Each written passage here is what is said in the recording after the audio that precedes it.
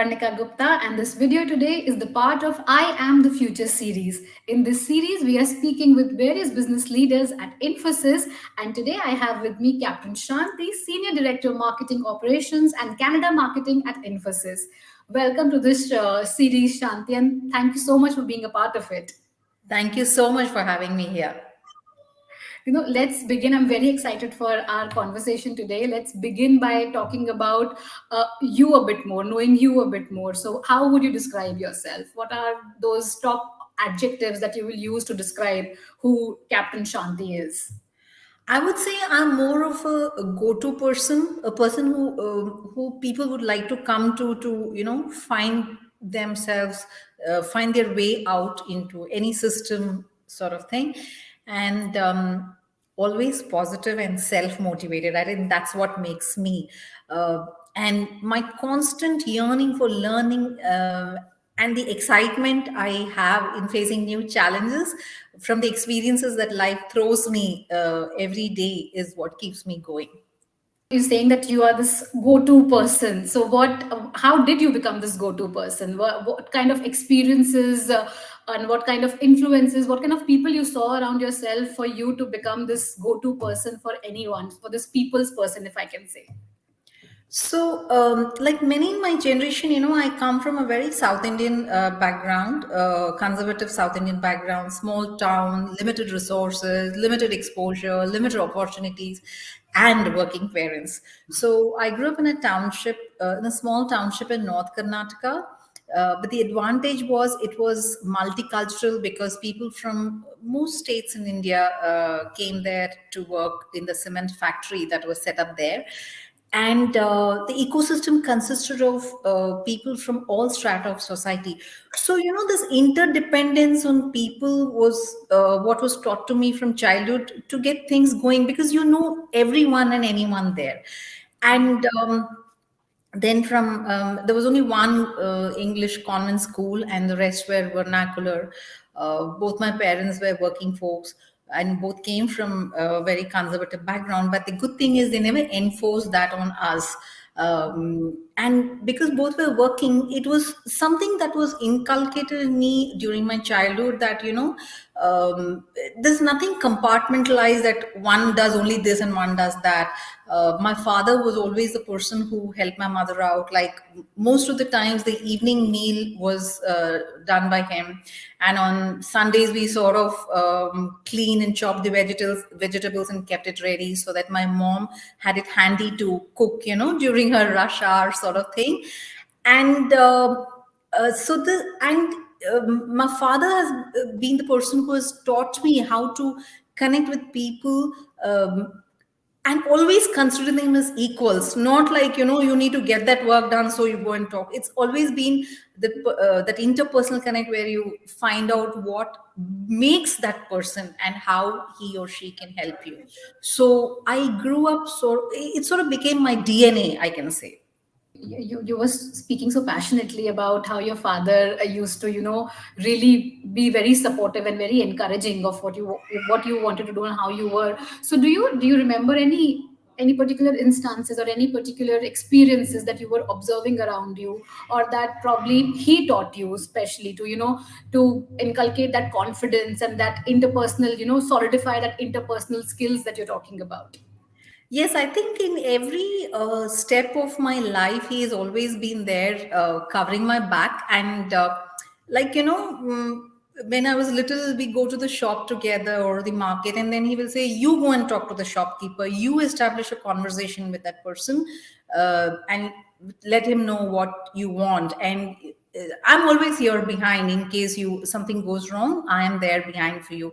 And he used to sort of observe me talking and give me feedback also as to what went wrong, how I could have approached better, those sort of things. And people who worked with him, when they came home for any help or whatever, we always spoke on an equal platform, rather than treating them differently.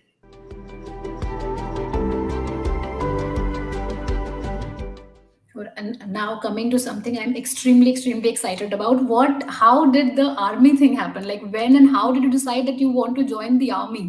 Fortunately, I was provided with the resources to read a lot those days. And then, of course, I was more impressed upon by the stories. My maternal grandfather used to come and once a while, and he used to tell me those mythological and history stories. And my father used to keep me updated about the current environment in the country. And those days, Kiran Bedi had made news, and in some way, she sort of impressed my innocent mind, and I wanted to do something different. I didn't want to fall into the regular category, run of the mill sort of jobs, which the society at large felt, it would suit a woman who's working as well as managing a family. So I knew I did not want to do that. I wanted to do something different. While my classmates then either got married or pursued professional courses like engineering or medicine, I knew I had to do something different. But information was scanty, so I did not know what I had to do. Then, of course, my favorite subject was statistics, and then I mastered in it. And then came this pause, not knowing what to do, what statistics avenues I have. And then there came this big advertisement in the newspaper, for the first time, women in the army. And it's like my parents and I were super excited by just looking. It was a full page ad, and it sort of gave me a purpose as to what I should go after. And then the rest they say is like, as history. So I prepped up for it, not much, because we didn't know what was needed for prepping. I applied for it, and went through it. And it's later that I got to know that, we were about 35,000 applicants and 25 vacancies, and I made it. So that itself was an enormous high. Just clearing the interview was an enormous high.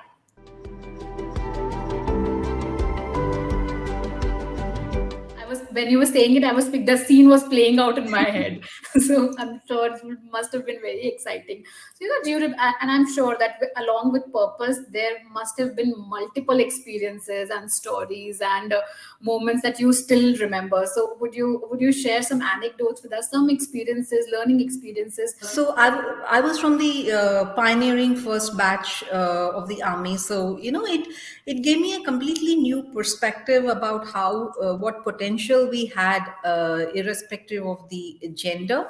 Not only that, it also gave me an additional responsibility of paving the way for future generations of women to join the forces. So that being an important part. We had this gender bias coming up, for the academy, of course, was not so much, because they were sort of prepping up for what they were supposed to look forward to. But then, yes, uh, the junior courses had a bit of apprehension. They did not want to follow the gestures, the professional gestures that was required in the army, like, you salute your senior or you report to your seniors. But of course, they were taken to task, and there was a sense put into them that we are at an equal position there. So nothing of this sort could happen. There were a few more incidents, like the first unit where I was posted to had about 2,000 plus civilians, and in UP. So also there was a history of some unruly behavior with the commandant there. And when I went there, there was a new commandant who came in, and he put me as the personal officer. Today, you can sort of relate it to something like an HR role, but it encompassed everything from their salaries to their medical to their leave and everything. So, and the average age of people there was 45 plus, mostly men. Whereas I was in my early 20s. So they always say, she's a little girl, not exposed to life, no experiences.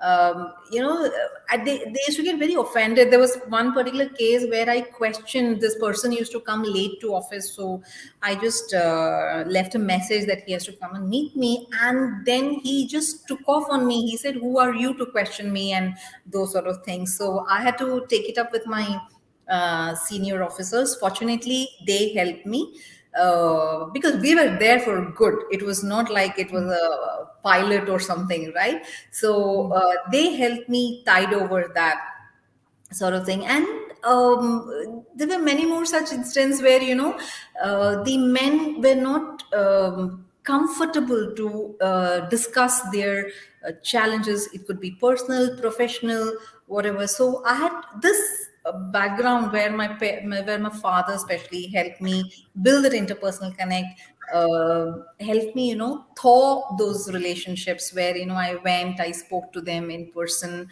individually, then as groups. Try to understand, I had to understand the background that they came from. They were not used to taking commands from women folk. Their women folk were not empowered as such. So it took them some time, but gradually we came to a beautiful relationship. In fact, I was actually very distraught when my commandant put me as a personal officer because of the then past history, where the previous commandant there was some unruly behavior there. So I walked up to my commandant and asked, I mean, how do you expect me to address this whole thing? So he trusted me enough. He said, Shanti, I trust you. I know you can turn it around. But still, if you don't feel so after 3 months, I'm okay to roll you back to some other role. And believe me, in 3 months, I turned around things positively purely because of my personal connect, where I spoke to them, try to understand their challenges, their problems, professional, personal, everything. And I turned around in 3 months, and I can still visualize the day that I got posted out from there, the railway platform full of people to see me off. And some of them still keep in touch with me.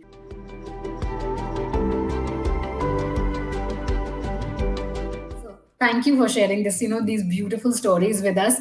Captain Shanti, when you were talking about all these experiences, so your father really encouraged you, and your father really, pushed you to, establish those connects, talk to people. But not everyone has that platform. Not everyone is so empowered. Do you feel that in such cases, how can we address these concepts of inclusivity and diversity then? And now that you're a leader, how do you think we can, as a society, as personal, professional, how can we do better, in this aspect? While we continue to strive teaching women folk to educate themselves and have no apprehensions in life, and I think we're slowly bridging the gap. It will take time, but I think we're bridging the gap. But I feel, or rather believe, that it is equally important to teach our sons and men folk, because if you look back to my place in my home, my husband and I have lived and led by example, just the way my parents did for me. I don't even think it has ever crossed my son's minds that I am different, or I'm from a different gender or whatever. Um, I can do the heavy weightlifting at the same time beat them at an intellectual game. It works both ways. But I don't think they have ever taught me differently, and that is something we have to teach our sons to learn, or rather inculcate in their lives. And that can only be done more with leading by example and living that life.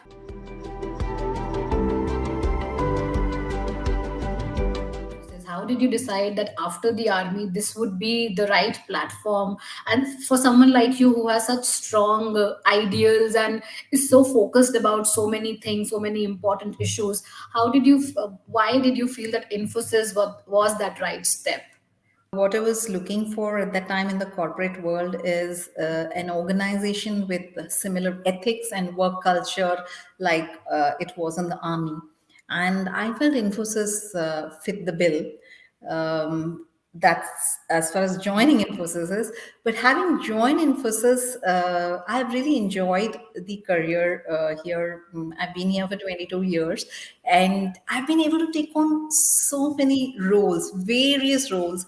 I started with the internal IT department, and from there moved on to core delivery, and then I went on to pre-sales, and then the icing on the cake was, that I headed the competency development in that unit, especially considering the fact when I was in the IT department, I was told that I couldn't grow beyond what I was because of a lack of my technical qualification. But that I took up as a challenge, and I had to understand the basics of every technology, and there was a whole lot of technologies which formed part of the infrastructure management services. So I had to understand the basics of each of these technology, because without that I wouldn't be able to contribute to developing the competency framework. I again moved on to marketing, a completely new role, a completely new exposure. I took up marketing operations, and a few years down the line, I took up an additional role of marketing automation. Again, a completely new space, not understanding those technologies. And I would rather say I pride myself at having made it a success. And now again, I have moved to Canada, and I am taking care of the Canada marketing, where again I'm learning new things, be it employer branding, demand generation, a go-to-marketer sort of role. So it's been a constant learning process. I have really grown horizontally very well. And I think that's what I've enjoyed working here. Picked up while you were out on this quest of learning, doing so many things, upskilling yourself? What have been those 2 3 things that you've picked up? These could be habits or anything that is making you more effective as a professional and as a leader. I was more impulsive, maybe because I think when you're not so experienced, you just take the bull by its horns and you get into that scenario. So I have learned to be more patient or tolerant. I've always been a good listener, but then I listen more attentively.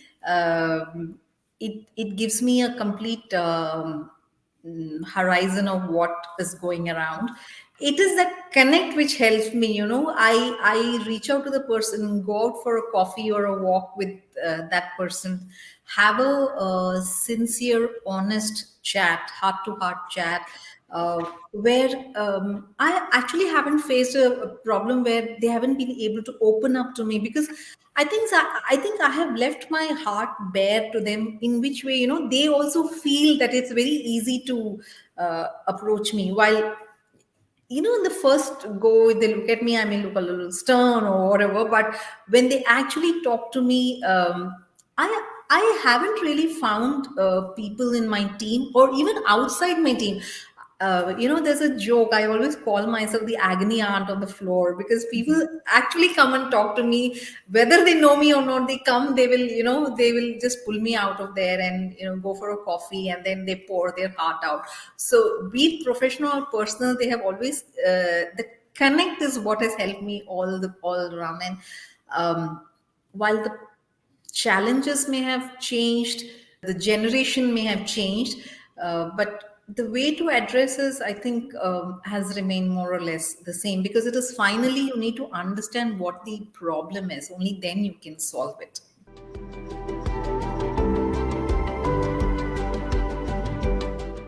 I think I was always strong, and saying no was never a problem for me. I mean, if I have to bring up an anecdote from my army days, in one of my other units, where it was a smaller unit.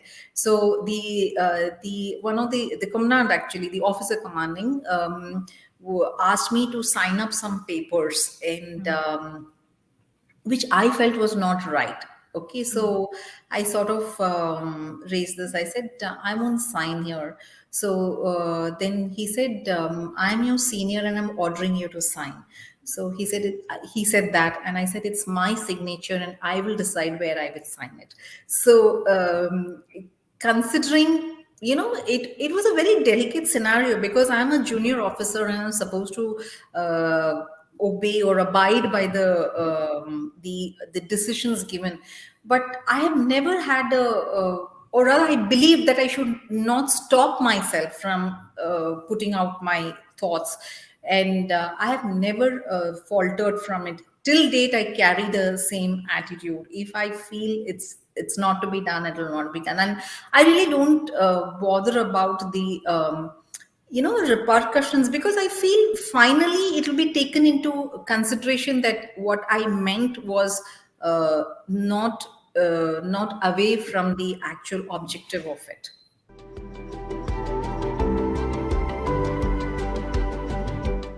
If a young professional, aspiring professional is watching this interview, what would you like their takeaways to be? What can they learn from your journey?